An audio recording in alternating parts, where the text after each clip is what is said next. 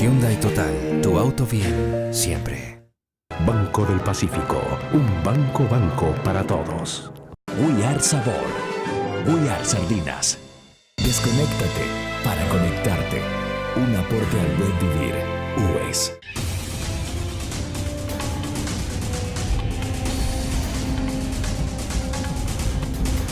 Presentan su programa Es de Justicia. Muy buenos días y bienvenidos a Es de Justicia. Dentro de todo proceso penal de juzgamiento, el comportamiento del ser humano es un elemento fundamental de análisis. Aquí se valora no solo la acción de los implicados, sino también la omisión, sea esta voluntaria o involuntaria. En los diferentes sucesos criminales no siempre interviene una sola persona. Con frecuencia vemos que intervienen varios sujetos con diferentes grados de participación. La doctrina penal, al referirse al elemento humano como agente activo del hecho ilícito, lo encasilla en términos de codelincuentes y entre ellos se identifica al autor, al cómplice y al encubridor. En el Ecuador está por eliminarse del Código Orgánico Integral Penal la figura del encubridor. En Es de Justicia conoceremos, por supuesto, de una manera responsable qué motiva esta decisión y qué se pretende lograr con ella, además de poner claridad sobre la teoría del delito y la teoría de la participación. Con nuestro conversatorio y el invitado de hoy, el doctor Stanley Raza Castañeda, especialista en Derecho Penal, regresaremos luego de estos mensajes. No se vayan. Al regresar. Entonces, la existencia de la figura del encubridor es incluso, desde el punto de vista constitucional, objetable.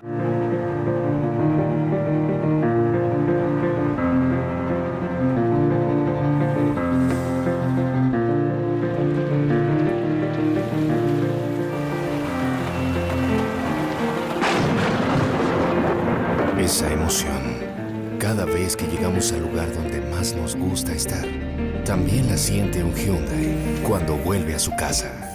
Solo en los talleres Hyundai conocen bien a tu auto y saben cómo tratarlo. Hyundai Total, tu auto bien, siempre. En el Banco del Pacífico, innovar día a día es un compromiso desde hace más de 40 años. Ideas que parecen pequeñas pueden ser enormes. Innovar es la clave para ser cada día mejores. Tenemos exactamente lo que tú necesitas para que tus sueños y tus ideas siempre se hagan una gran realidad. Si tú creces, todo el Ecuador crece y juntos hacemos un país de gigantes. Banco del Pacífico, un banco para todos.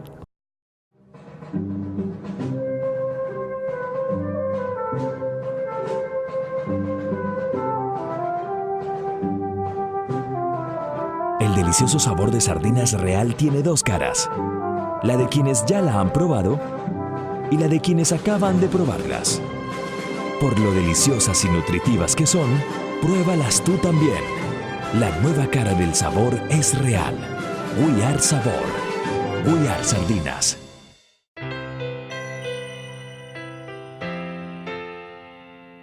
¡Ey, desconéctense! ¡Ey, desconéctense! ¡Ey, chicos, desconéctense!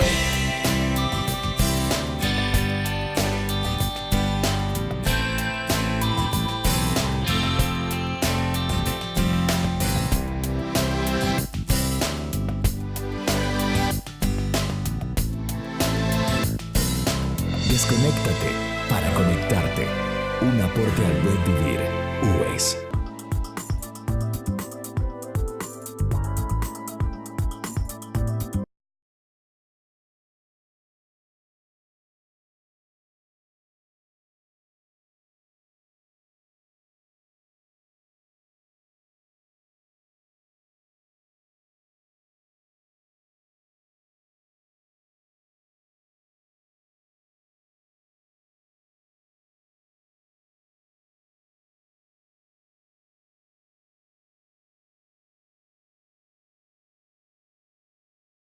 Es de Justicia. Muy buenos días, ya estamos de regreso en Es de Justicia. Un saludo especial a todos los ecuatorianos que domingo a domingo nos sintonizan.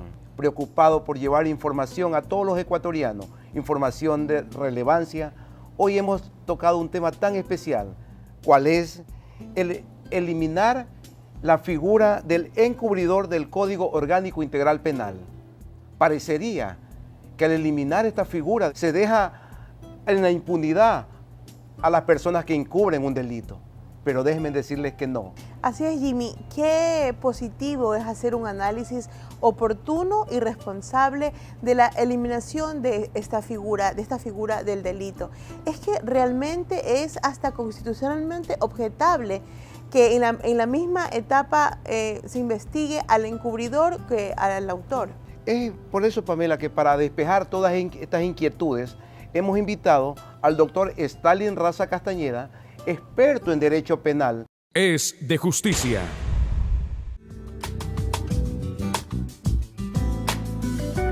Por supuesto que sí, porque el derecho penal en el Ecuador, de acuerdo con la Constitución vigente, es un derecho penal de intervención mínima y además tiene que regirse por un principio de oportunidad.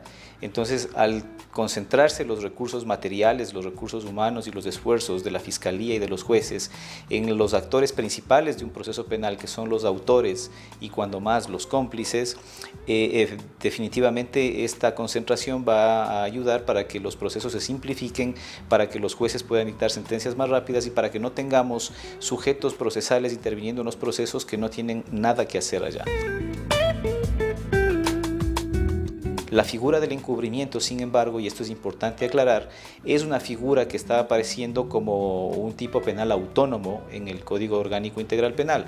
Es decir, no es que quedan en la impunidad las personas que ayudaron o que proporcionaron facilidades o que dieron escondite a quienes cometieron un delito, es decir, quienes propiciaron su impunidad en forma posterior a la comisión del acto, sino que esto se juzgue como un delito autónomo, que es un delito en contra de la actividad judicial.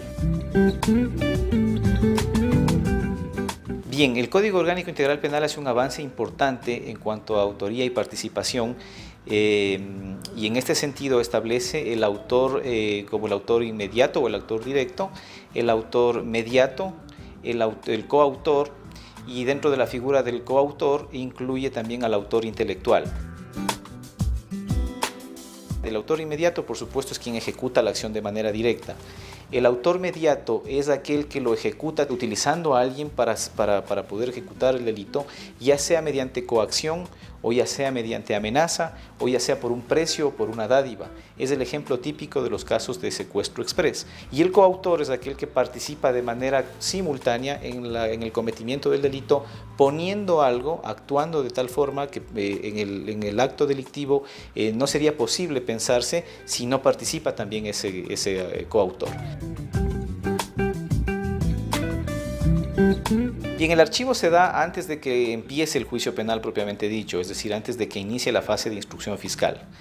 Y el sobreseimiento, por supuesto, se da una vez que se ha realizado la etapa intermedia y se ha dado la audiencia preparatoria de juicio, cuando el juez ha considerado que no existen o que el acto no es delictivo materialmente o que no existen elementos para establecer responsabilidad y participación de quienes están interviniendo en ese proceso. En ningún caso se puede disponer el archivo de una causa en los casos de desaparición de personas. Es de justicia. Gracias, Stanley, por tu intervención. Ha quedado claro con la exposición de nuestro invitado que antes el Código Penal ponía al encubrimiento como un delito ligado a la investigación del autor. Pero ahora el Código Orgánico Integral Penal lo presenta como una figura independiente. Por supuesto, Pamela. Lo que se ha buscado eliminar ese pasadera de tiempo. Anteriormente teníamos todos en un mismo saco, ¿sí? Así hablando en términos criollos. Todos estaban en el mismo saco. Se iba a investigar el delito y allí mismo estaba el encubridor. Se sancionaba el delito y, cosa curiosa, una vez sancionado el delito, el 25% de la pena que tenía la persona que cometió el delito iba para el encubridor. Hoy, el Código Orgánico Integral Penal busca de alguna manera dar mayor celeridad, evitando gasto innecesario de tiempo y dinero, tanto al operador de justicia como a las personas que hacen las investigaciones, como al fiscal. Sí, yo también coincido con la visión del invitado. Al analizarlo como un delito autónomo, tiene una sanción también independiente.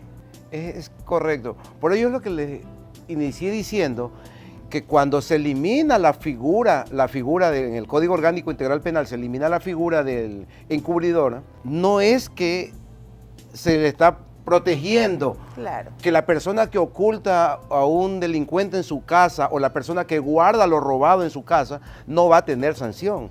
De hecho, va a tener una sanción, lo que es, va a tener un tratamiento distinto. Se va a investigar primero el cometimiento del delito y luego vamos a sancionar claro, a la persona que está encubriendo. Más que eliminar es darle independencia. O sea, no es que ya no se va a sancionar al encubridor, sino que ya no se lo va a investigar dentro del proceso del cometimiento del delito principal. Es decir, vamos a hacer mucho más expedita la investigación. El delito se ha cometido no contra la sociedad, porque si esta persona que tomó esa errada decisión de ocultar en su casa los bienes robados, es contra la función judicial, porque está pretendiendo engañar al investigador de cómo determinar el bien que ha sido robado, ¿no? De acuerdo, y por ello es que hay la separación, porque en muchas ocasiones también se puede dar lugar a equívocos.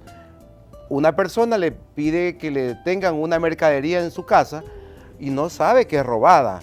Alguien le pide que lo tengan en su casa, oye, tuve problemas en mi casa, déjame quedarme una semana en tu casa. No sabe que tiene problemas, que está escondido de la ley. Es decir, el legislador de alguna manera muy sabia comienza a dar una interpretación y una visión social a todo tipo de litigios jurídicos.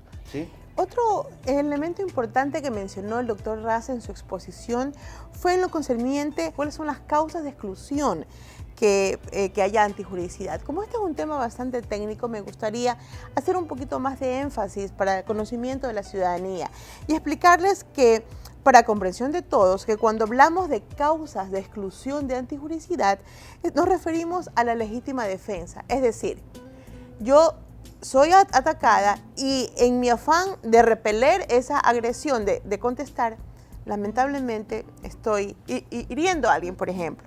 O si no, el estado de defensa, el cumplimiento de órdenes superiores legítimas. Es decir, viene un policía y cumpliendo la orden de su superior hace un hecho que afecta a la sociedad. Pero si la orden es legítima, entonces entra en este campo.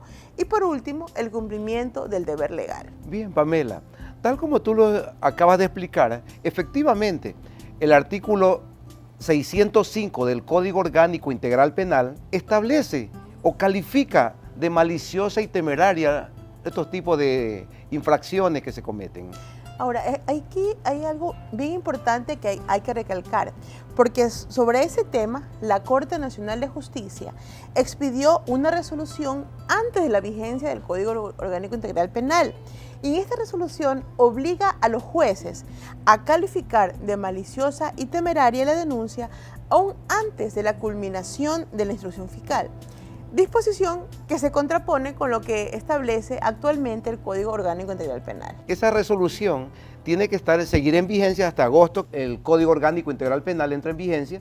Como consecuencia, la Corte Nacional tiene que revisar esa resolución y de hecho tiene que darle de baja porque ya no tiene razón de existir. Ahora, ¿por qué es importante esta calificación de maliciosa y temeraria? Porque aquellas personas que han iniciado una denuncia y que no han podido sostener en la prueba los hechos allí esgrimidos, pueden tener una contrademanda al que el juez califique que todo lo establecido, todas las acusaciones, todos los hechos ilícitos denunciados sean con una intención de maliciosa y temeraria y puede irse en una contrademanda. Por supuesto. Ese es el espíritu que busca la ley y de hecho hay que tener mucho cuidado cuando se presenta una denuncia, una demanda, para efecto de no caer en este tipo de vacíos. Estamos seguros que la explicación del día de hoy va a ser de mucho beneficio para el conocimiento de todos y cada uno de ustedes. Al regresar, uno de los puntos del proyecto era crear una biblioteca especializada en derecho constitucional de libre acceso, por supuesto.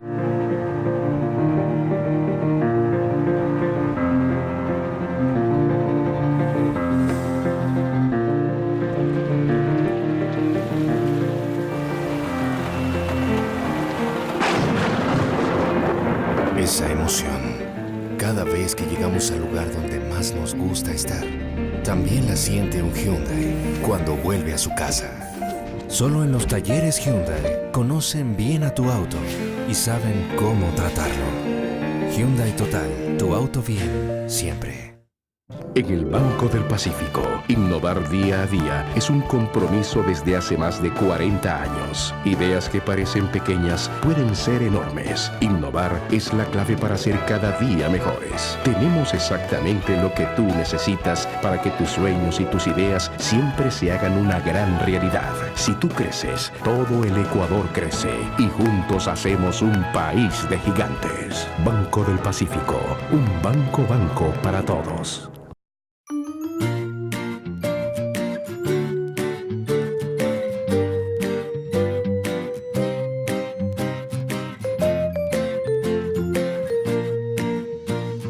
Es bueno dedicarle tiempo a tu familia. Mejor cuando también tienes tiempo para ti.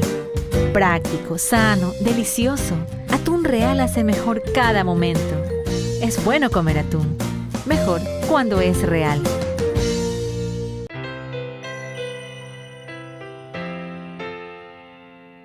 ¡Ey, desconéctense! ¡Hey, desconéctense! ¡Ey, chicos, desconéctense!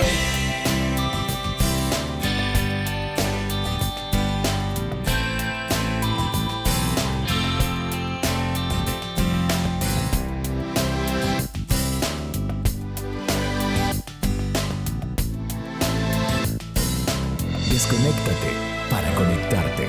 Un aporte al buen vivir. UES.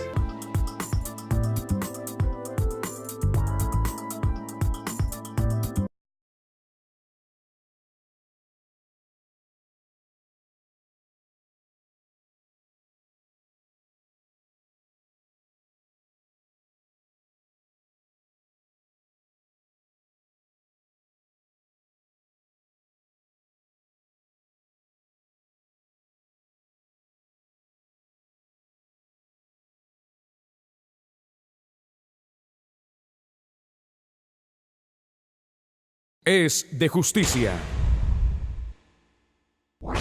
Ahora, ¿qué les parece si leemos el primer email de esta semana para que Jimmy pueda contestar las inquietudes de la ciudadanía? El primero dice así.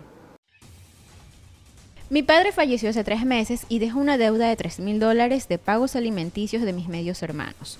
De una cuenta de ahorros de mi padre, nos repartieron en partes iguales para todos los hijos, en los que nos tocó a cada hijo $2,000. Mi pregunta es, ¿se puede considerar esta repartición de dinero como el pago de la deuda de pensión alimenticia que mi padre mantenía con mis medios hermanos? Ya que como ellos son 3 hijos, recibieron la cantidad de $6,000. Y mi segunda pregunta es, ¿nos pueden cobrar esta deuda ya que nosotros no quedamos como herederos en los bienes de mi padre? Estimada Joana, lamento la pérdida de su padre. Atendiendo su primera inquietud, le contesto que sí, el dinero recibido por sucesión de su padre por parte de sus medios hermanos puede ser imputado del pago de las pensiones alimenticias adeudadas. En relación a la segunda consulta, en caso de que sus hermanos sean aún menores de edad, las cargas alimenticias pueden ser exigidas a los consanguíneos hasta el 4º grado de consanguinidad que se encuentren en una mejor posición económica. En este caso, le incluye a los hermanos. Abogado Salazar, tengo 15 años separado. Necesito saber si ese divorcio es automático o tengo que seguir algún trámite para que se otorgue. Tenemos una hija en común, pero ya es mayor de edad. Estimado caballero, no hay divorcios automáticos, pero el hecho de estar 15 años separado de su cónyuge le da la vía para demandar en el divorcio por inexistencia de relaciones conyugales. Como su hija ya es mayor de edad, no será necesario establecer una pensión de alimentos, salvo que tenga su hija alguna capacidad especial o esté cursando estudio cuyo horario le impida trabajar. Es de justicia. Ya escucharon al abogado Salazar, tan acertado como siempre en su asesoramiento hacia todas las personas que semana a semana confían en nuestro programa y nos escriben haciéndonos partícipes de sus preocupaciones. Y usted, señor, señora, si está pasando por una dificultad, lo invitamos a escribirnos a info@esdejusticia.net. Recuerden que el objetivo de este programa, además de que ustedes conozcan sobre las leyes que nos rigen y nos asisten, es asesorar a aquellos ciudadanos que no cuentan con los recursos necesarios para contratar un abogado, evitando de esta forma que caigan en manos de personas inescrupulosas. Ahora, ¿qué les parece si damos un recorrido por las actividades celebradas y por realizarse en el CAP? Veamos. Es de justicia. Dentro de las actividades realizadas por el Colegio de Abogados del Guayas, se llevó a cabo el Seminario de la Niñez, Adolescencia y Familia en el auditorio de la Corte Provincial de Justicia. Este seminario contó con la intervención de la asambleísta Gina Godoy, quien resaltó temas como adolescentes infractores y las medidas que se han implementado en la Asamblea Nacional. Otro importante seminario que se realizó fue el de propiedad intelectual a cargo de la presidenta del Comité de Damas del Colegio de Abogados del Guayas, la doctora Pamela Martínez Loaiza, quien expuso temas como delitos de propiedad intelectual, dominio público, entre otros. Analizar aquellas normas especiales contenidas en la Ley de Propiedad Intelectual. Es de justicia. Lamentablemente el tiempo se nos hizo corto, pero ¿qué les parece si escuchamos unas palabras que el abogado Jimmy Salazar tiene para todos nosotros? Adelante, Jimmy. Es loable que la nueva normativa penal que hoy hemos analizado le otorgue el espacio en el tiempo que permite investigar y sancionar a los ciudadanos que optan en verse involucrados en la responsabilidad de un tercero, pero que con su accionar impiden que la justicia brille con su aplicación oportuna de la ley. Ya los ecuatorianos pensarán dos veces en esconder objetos de dudosa procedencia, en alojar a un prófugo de la justicia o borrar evidencias para impedir la incriminación de un delincuente, ya que será juzgado de manera independiente y con una sanción no relacionada al delito primario. Coincido en que este accionar lo tipifique como el fraude procesal ante la función judicial, ya que en definitiva el hecho de ocultar documentos, pruebas que permitan al juez tener una verdadera visión de los hechos es no permitir llegar a la verdad procesal. Los dejo con la frase del escritor brasileño Paulo Coelho: todo hombre tiene derecho a dudar de su tarea y a abandonarla de vez en cuando. Lo único que no puede hacer es olvidarla. Me despido hasta el próximo domingo, no sin antes dejarlo con el noticiero de la Corte Constitucional de esta semana. Que tengan un excelente día domingo.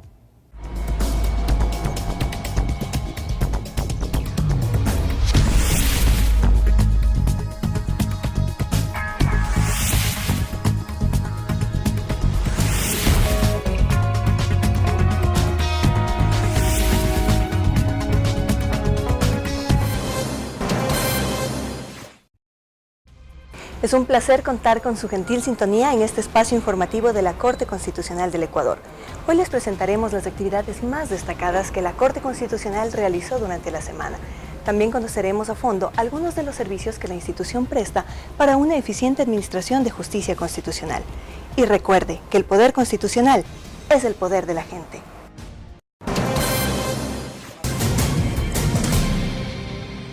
La Corte Constitucional del Ecuador continúa con sus actividades nacionales e internacionales. Del 16 al 18 de junio, los jueces constitucionales Ruth Seni y Marcelo Jaramillo participaron en el 20º encuentro de presidentes y magistrados de tribunales y salas constitucionales de América Latina en Buenos Aires, Argentina. Este evento internacional fue organizado por la Corte Suprema de este país. El objetivo de este encuentro fue el de abordar situaciones complejas del ámbito constitucional de América Latina a través de intercambios de experiencias entre los magistrados, ministros, participantes invitados del Tribunal Constitucional de Alemania, de la Corte Interamericana de Derechos Humanos y expertos internacionales. En este contexto, el juez constitucional ecuatoriano Marcelo Jaramillo realizó una ponencia titulada "De una sociedad plurinacional y pluricultural a una justicia intercultural".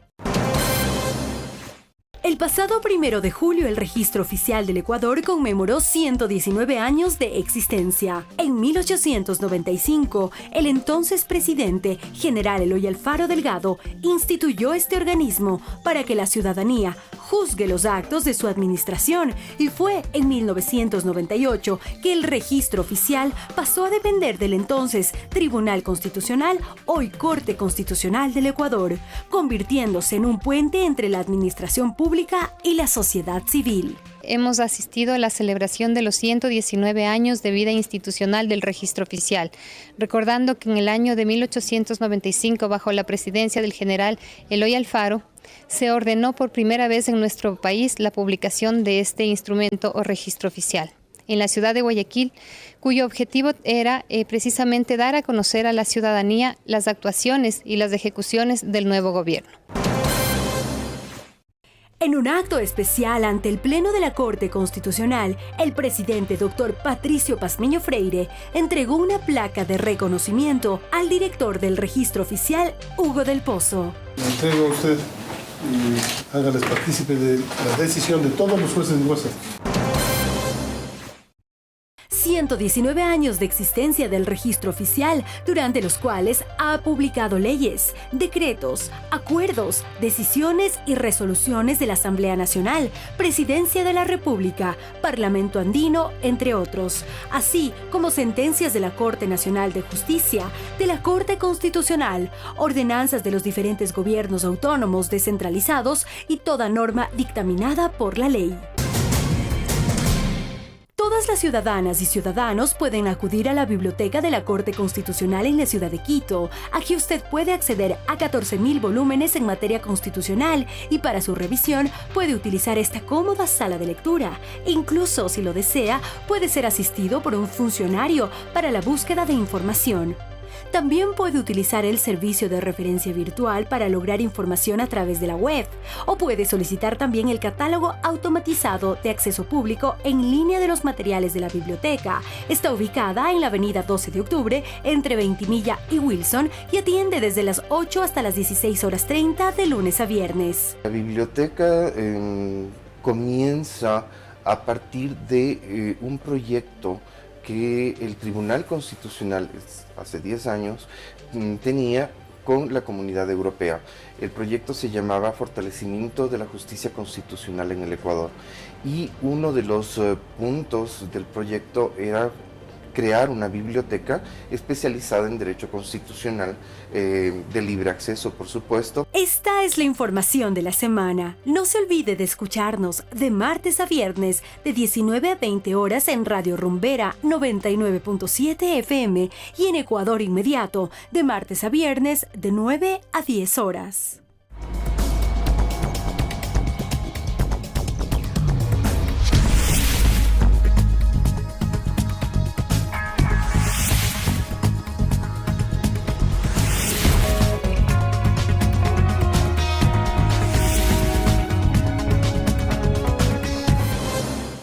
Hyundai Total, tu auto bien, siempre. Banco del Pacífico, un banco para todos. We Are Sabor. We Are Sardinas.